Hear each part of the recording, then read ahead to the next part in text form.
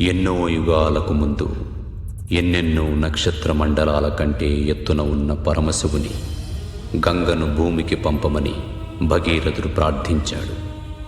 ఆకాశం నుంచి దుమికే మహోద్ధృత గంగను తాను తప్ప భూమి భరించలేదని తనకు ప్రతిరూపంగా తన ఆత్మశక్తితో ఓ ఆత్మలింగాన్ని సృష్టించి భగీరథునికిచ్చాడు మహాశివుడు.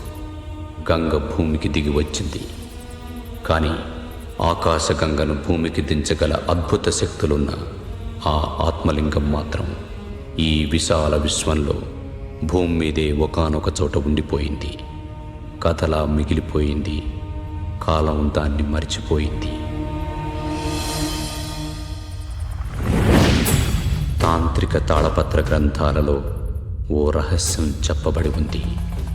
శివుడు ఆత్మలింగాన్ని సృష్టించిన ప్రణవ మహాశివరాత్రి 72 సంవత్సరాలకోసారి వస్తుంది.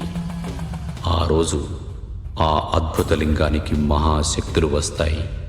మనిషి కంటికి కనిపిస్తుంది. ఆ ముహూర్తాన ఎవరైనా ఆ ఆత్మలింగాన్ని సాధించగలిగితే ఆకాశగంగను తిరిగి భూమికి రప్పించవచ్చు.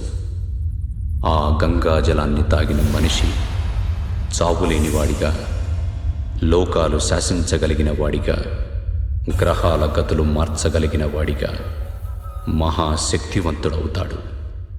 కొందరు స్వార్థపరులు ఆ ఆత్మలింగాన్ని సంపాదించి మృత్యువుని జయించడం కోసం ఎంతో కాలంగా ప్రయత్నిస్తూనే ఉన్నారు.